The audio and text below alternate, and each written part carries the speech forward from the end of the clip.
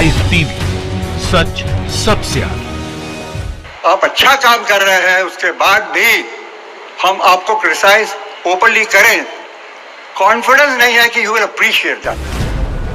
जैसे ही राहुल बजाज ने बड़ बोले बाबा और 40 मोर के चेहरे से पर्दा उठाया, भगवा खेमे में भूचाल आ गया। भाजपा के दिल्ली दरबार का चेहरा बेनूर हो गया। केसरिया कंबल ओढ़ने वाले कमलगट्टे कुपित हो उठे। गुजराती थाप पर गिरगिट डांस करने वाला गोदी मीडिया कंपित हो उठा और राष्ट्रवाद को अपनी अंटी में खोस कर घूमने वाले एंकर क्रोधित हो उठे।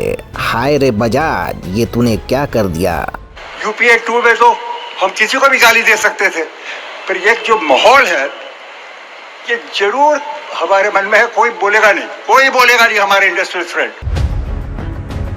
राहुल बजाज के बिंदास बोल पर जसपाल गेस पेपर रट कर मैट्रिक और बीए पास करने वाले विद्वान इतिहासकार फिलहाल बहुत गुस्से में हैं और चाय बेचकर इंटायर पॉलिटिकल साइंस जैसे चमत्कारी विषय में डिग्री हासिल करने वाले चरित्रवान चौकीदार के चेले चपाटी आक्रोश में हैं। प्रतापी पापा के पसीने को भी पंतुए का रस बताकर चाट जाने वालों, मोदी पुराण में तुम्हारी बेहतरी के लिए बहुत उत्तम उपाय हैं, मानोगे तो कल्याण निश्चित है। आंखों पर पट्टी बांधे सोते रहो, खोलना नहीं, कहीं ऐसा ना हो तुम्हें सूझने लगे, दिखाई पड़ने लगे, बदलते हुए देश की तस्वीर का दर्शन होने लगे। गलाजत की गठरी सिर से मत उतारना। मोदियापा का नशा चक्कर घिरनी बनकर सिर पर जब नाचने लगे तो दिल्ली के दरियागंज से कुतर्क की किताब खरीद लेना। कहीं ऐसा ना हो कि मन बुद्धि का शोधन हो जाए तो हिटलर का भाई झुटलर किसके सहारे जिंदा रहेगा। वैसे हिटलर जिंदा रहे न रहे, लेकिन राहुल बजाज ने सूली पर टांगी जा चुकी हिंदुस्तान की मरी हुई सियासत को दिल्ली के चौराहे पर पटक कर फिर से जिंदा कर दिया है। बजाज के बयान पर तूफान मचना तय था, जो मचा भी। नहीं, मुझे लगता है कि आपके पूछने के बाद कोई नहीं मानता होगा कि कोई डरता है। बजाज साहब एक हवा बनाया है, किसी को डरने की कोई जरूरत नहीं है। शोले के गब्बर सिंह ने तो रामगढ़ वालों पर जो अत्याचार किया था सो किया था, लेकिन सियासत के शोले में एक नहीं दो गब्बर हैं, बल्कि ये कह लीजिए कि कालिया और सांबा समेत डकैतों की पूरी फौज है। वहां तो गब्बर के खिलाफ गर्दन उठाने की हिम्मत न कालिया में थी, न सिर उठाने का साहस सांबा में, लेकिन सियासत के शोले में गब्बर के गुरूर को बजाज वाले वीरू ने सिनेमाई पर्दे से खींचकर सरेआम रौंद दिया है। वेस्टर्न में लिंचिंग होती थी, we know what that means कि भाई people are getting killed or something, पर कुछ चीजों को मैं बोलना नहीं चाहता। देखते हैं कि भाई कोई कन्विक्टेड नहीं हुआ अभी तक। तो गुफा पुत्र और फूफा पुत्र से जो सवाल देश की मीडिया को पूछना था, देश के बड़े बड़े संपादकों को पूछना था, राष्ट्रवाद के रखवाले महान एंकरों और रिपोर्टरों को पूछना था, उन्होंने अपनी अपनी पगड़ी उतार कर जब चंपुओं के चरणों में रख दिया तो राहुल बजाज जैसे देश के बड़े कारोबारी को सामने आना पड़ा और चंगू मंगू के मुंह पर चिपके अच्छे दिन के पोस्टर को फाड़ना पड़ा। बजाज ने मर चुकी मीडिया और मुर्दा हो चुके पत्रकारों को बता दिया था कि सवाल पूछने से कमलगट्टे पत्रकार डरा करते हैं, बादशाहों का मुकद्दर तय करने वाले महारथी नहीं। आज कोई भी वहां पर जो है, किसी को भी देशभक्त बोलते हैं, सब better replies will have to come, not only a denial. Bajaj ने सिर्फ सवाल नहीं पूछा था, बल्कि एक बड़ा जोखिम मोल लेते हुए वो सच बोला था जिसका साहस आज तक किसी उद्योगपति ने नहीं किया था, और आने वाले दिनों में बजाज को इसके परिणाम भी भुगतने पड़ सकते हैं। पर बजाज जानते थे कि अभी नहीं तो कभी नहीं, और अगर आज डर ने दिमाग में डेरा जमा लिया तो आने वाली नस्लें उन्हें कभी माफ नहीं करेंगी। इसीलिए वो न हिले, न डिगे, न झुके, न रुके, बल्कि कलम से कांपने वाले केसरिया कलाकारों के कंधे पर बैठकर कथक किया और जमकर टकले पर तबला भी बजाया। सैकड़ों की भीड़ में सवाल पूछते गए और बस पूछते ही चले गए। कहा हुजूर, जिसे कोई जानता नहीं था उसे टिकट दे दिया, आतंक की आरोपी को सांसद बना दिया, गांधी के हत्यारे को देशभक्त बता दिया। जिन्होंने गांधी जी को शूट किया, या तो कोई डाउट है उसमें, आई डोंट नो। जीत गई वो तो ठीक है, वो आपके सपोर्ट से ही जीती है, तो टिकट दिया, उसके बाद आपने कंसल्टेटिव कमेटी में लिया है। जैसे ही साध्वी प्रज्ञा जी का निवेदन आया, उन पर स्टेप्स भी लिए हैं। ऐसे किसी भी स्टेटमेंट का भारतीय जनता पार्टी या गवर्नमेंट समर्थन नहीं करती।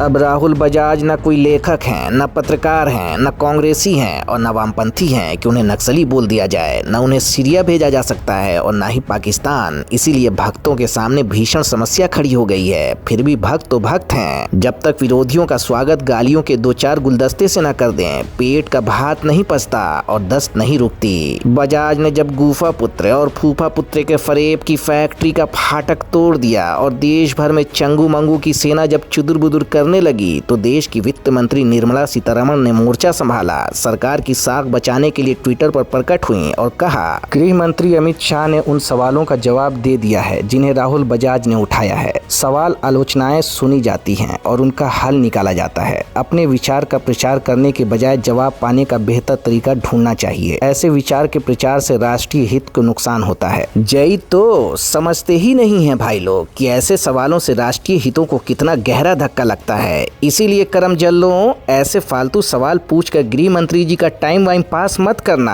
हाँ, राष्ट्रीय हितों को फायदा पहुंचाना है तो ये जरूर पूछना कि पपीता कैसे खाते हैं, आम कैसे खाते हैं, काट के खाते हैं कि चूस के या गुठली समेत निगल जाते हैं, लंगड़ा खाते हैं कि चौसा खाते हैं, सिपिया खाते हैं या मालदा खाते हैं या दशहरी और तोतापरी से ही काम चला लेते हैं। हंसिए मत, सोचिए, वरना खामखा देश हित को नुकसान पहुंच जाएगा और निर्मला सीतारमण आपको कभी माफ नहीं करेंगी। और हाँ, हो सके तो गाय गोरू के नाम पर अखलाक की लिंचिंग कीजिए, पहलू को पीट पीट कर मार दीजिए, 2-4 और तबरेज को राम के नाम पर मौत के घाट उतार दीजिए। फिर देखिए राष्ट्रीय हित चांदी के तबक में लिपट कर कैसे चमचमा उठेगी। ये चीजें जो मेरे को बोलनी नहीं चाहिए पर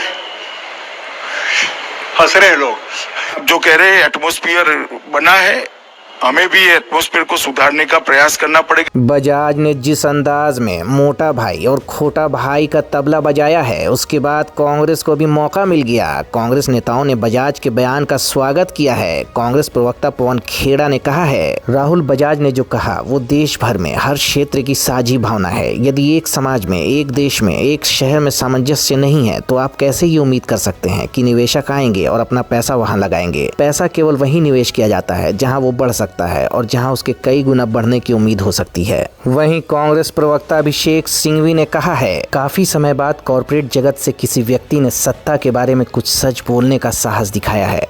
कांग्रेस के वरिष्ठ नेता मिलिंद देवड़ा ने भी ट्वीट किया और कहा, मैं राहुल बजाज को हमेशा से ही गैर राजनीतिक, प्रखर राष्ट्रवादी और बहुत ईमानदार व्यक्ति के रूप में जानता हूं। उनकी कल की टिप्पणी उसी के अनुरूप है जो MSME बैंकर और उद्योगपति मुझे बता रहे हैं कि अगर कारोबारी भावना जल्द ही नहीं सुधरी तो सबसे बुरा समय आ जाएगा। दरअसल बजाज का बयान कोई सियासी बयान नहीं है, बल्कि एक व्यापारी का दर्द है जिसकी जमा पूंजी अंबानी अडानी की तिजोरी में जमा करने के लिए गुफा पुत्र अड़े हुए हैं। देश हित में राहुल बजाज ने सर्वोच्च बलिदान दिया है। बजाज का ये नैतिक बल ही था कि मोटा भाई के सामने मुस्तैदी से खड़े होकर उन्होंने सरेआम आईना दिखाया है। अंतरात्मा तो दूसरे उद्योगपतियों की भी है, पर फिलहाल सब धृतराष्ट्र की भूमिका में है। देश की अर्थव्यवस्था चौपट हो चुकी है। आर्थिक मंदी और तालाबंदी से देश बेहाल है। रोजगार व्यापार चौपट है और साहेब कहते हैं सब चंगासी। ऐसे में एक शेर याद आता है कि सारा देश हिला दिया GDP के दर्द ने, एक आवाज नहीं निकाली 56 इंच के मर्द ने। द लाइफ टीवी के लिए ऋषभ शर्मा की रिपोर्ट।